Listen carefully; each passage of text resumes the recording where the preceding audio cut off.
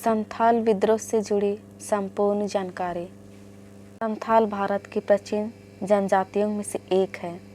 प्राचीन समय में यह जनजाति बिहार व पश्चिम बंगाल के कुछ इलाकों में निवास करती थी।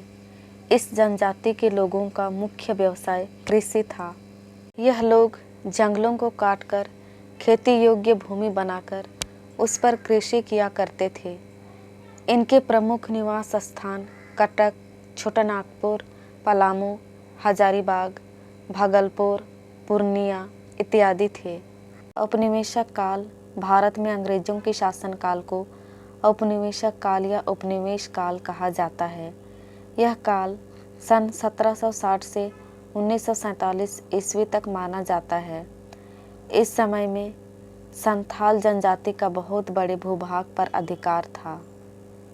औपनिवेशिक काल के शुरुआती दौर में संथाल जनजाति का जीवन समृद्ध और खुशहाल था।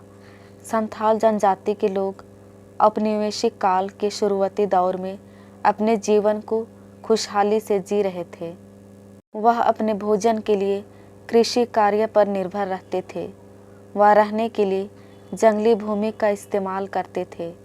संथाल लोगों की खुशहाली व इनका विस्तृत भूभाग अंग्रेजों की आंखों में किरकिरी बनकर चुभता था।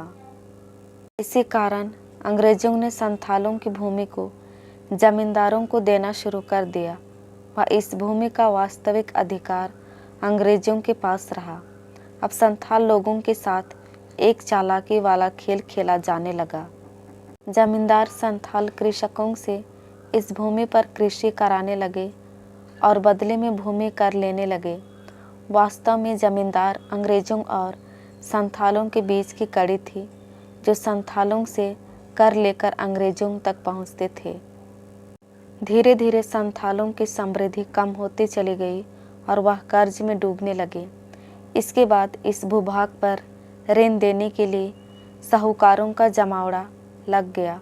अब संथाल लोग साहूकारों से कर्ज लेकर कृषि करते, भूमि कर देते व अपने परिवार को पालने लगे। परिणाम स्वरूप संथालों की आर्थिक व सामाजिक दशा दयनीय स्थिति में पहुंच गई। अतः अंग्रेजों, जमींदारों व साहूकारों के शोषण से परेशान होकर संथालों ने विद्रोह का रास्ता चुना। सन 1855 से 56 में संथालों ने सरदार धीर सिंह माझी के नेतृत्व में एक दल बनाया और विद्रोह का बिंगुल बजा दिया।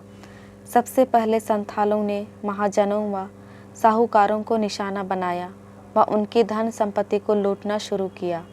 इस विद्रोह के शुरुआती दौर में 4 शक्तिशाली संथाल नेता उभरे, जिनका नाम क्रमशः सिद्धू, कान्हू, चंद व भैरव था। 30 जून 1855 को भगनाडीह गांव में एक विशाल बैठक हुई, जिसमें इन चारों नेताओं समेत लगभग 10,000 संथाल लोगों ने भाग लिया। इस बैठक में शपथ ली गई कि आज से संथाल लोग जमींदारों, साहूकारों व अंग्रेजों का शोषण नहीं सहेंगे और इसका मुंहतोड़ जवाब देंगे। इस बैठक के पश्चात यह छोटा सा विद्रोह एक शक्तिशाली विद्रोह में बदल गया। संथालों के विद्रोह का भयंकर रूप देखकर अंग्रेजी सरकार के भी कान खड़े हो गए और अंग्रेजी सरकार ने इसका हल खोजना शुरू कर दिया। संथालों द्वारा किए गए इस विद्रोह में अंग्रेजों, जमींदारों व साहूकारों को जमकर निशाना बनाया जाने लगा। इस दौरान अंग्रेज अफसरों के साथ जमकर लूटमार व मारपीट की जा रही थी। परिणाम स्वरूप अंग्रेजी सरकार ने इस विद्रोह को समाप्त करने के लिए दमनकारी नीति को अपनाया।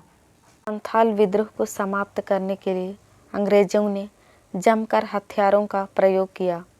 ब्रिटिश सरकार के फरमान अनुसार संथाल लोगों के हाथ में हथियार दिखते ही उन्हें तुरंत गोली मारकर मौत के घाट उतार दिया जाता। अंग्रेजी सेनाओं ने हजारों संथालों को पकड़कर कठोर दंड देना शुरू कर दिया। उन्होंने हजारों संथालों को बंदी बना लिया और उन पर अनेक अत्याचार किए। परिणाम स्वरूप संथाल विद्रोह कमजोर पड़ गया व इस विद्रोह का अंत हो गया। संथाल विद्रोह के परिणाम स्वरूप ब्रिटिश सरकार को संथालों की दशा के बारे में विचार करना जरूरी हो गया व उन्हें इस स्थिति से निकालने के लिए ब्रिटिश सरकार ने जायज़ कदम उठाने शुरू कर दिए।